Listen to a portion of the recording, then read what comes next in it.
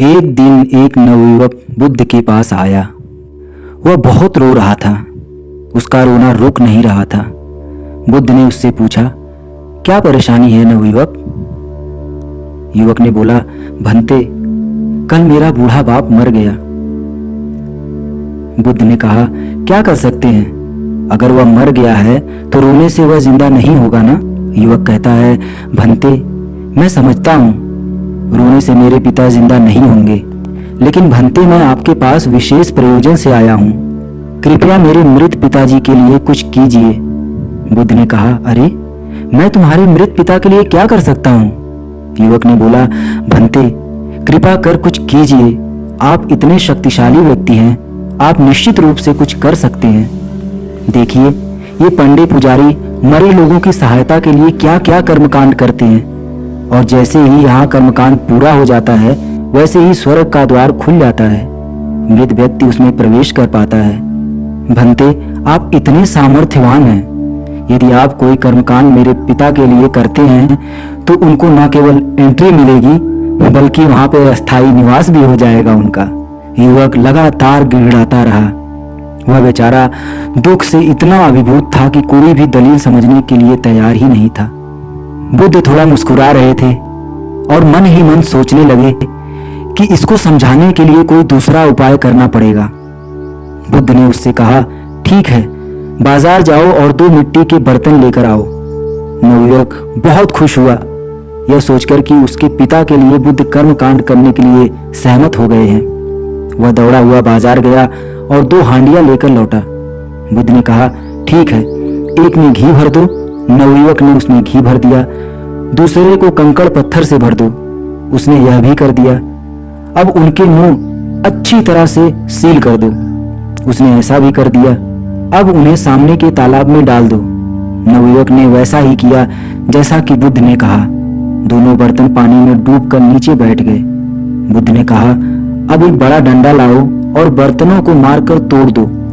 नवयुवक बहुत खुश था कि उसके पिता के लिए बुद्ध अद्भुत कर्मकांड कर रहे हैं। भारत की प्राचीन परंपरा के अनुसार जब कोई आदमी मरता है, उसका पुत्र उसके मृत शरीर को शमशान ले जाता है, उसे चिता पर रखता है और जलाता है। जब शरीर आधा जल जाता है, पुत्र एक मोटा डंडा लेकर उसकी खोपड़ी को तोड़ता है, और पुराने विश्वास के अनुसार जैसे यहाँ खोपड़ी टूटती है, ऊपर स्वर्ग का दरवाजा खुल जाता है। इसलिए नवयुवक ने अपने मन में सोचा, कल मेरे पिता का शरीर चिता में जल गया, अब बुद्ध प्रतीक के रूप में इन बर्तनों को तोड़वा रहे हैं। वह कर्मकांड से बहुत प्रसन्न था। जैसा कि बुद्ध ने कहा, एक डंडा लेकर नवयुवक ने जोर से मारकर दोनों बर्तनों को तोड़ दिया। तुरंत एक बर्तन का घी पानी की सतह पर आकर तैरने लगा और दूसरे बर्तन के कंकड़ पत्थर बिखर कर तालाब के पैंदे में बैठ गए। अब बुद्ध ने कहा, अच्छा युवक, इतना तो मैंने किया। अब अपने पंडित पुजारियों को बुलाओ और उनसे कहो कि वे मंत्र पढ़ें और प्रार्थना करें। वो कंकड़ पत्थर ऊपर आ जाओ, ऊपर आ जाओ। वो घी नीचे चले जाओ, नीचे चले जाओ। देखें क्या होता है। युवक थोड़ा आश्चर्य से बुद्ध से कहता है, भंते, आप मुझसे मजाक करने लगे? यह कैसे संभव है भंते? कंकड़ पत्थर पानी से भारी होते हैं, वे तो पैंदे में ही रहेंगे, वे ऊपर नहीं आ सकते। यह प्रकृति का नियम है। घी पानी से हल्का होता है, यह सतह पर ही रहेगा, यह नीचे नहीं जा सकता भंते। यह प्रकृति का नियम है। बुद्ध मुस्कुराए और बोले, नवयुवक, तुम प्रकृति के नियम के बारे में इतना जानते हो, लेकिन तुमने इस प्रकृति के नियम को नहीं समझा।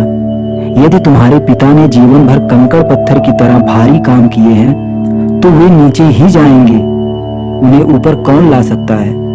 और यदि उनके सारे काम इस घी की तरह हल्के हैं तो वे ऊपर ही जाएंगे, उन्हें नीचे कौन खींच सकता है?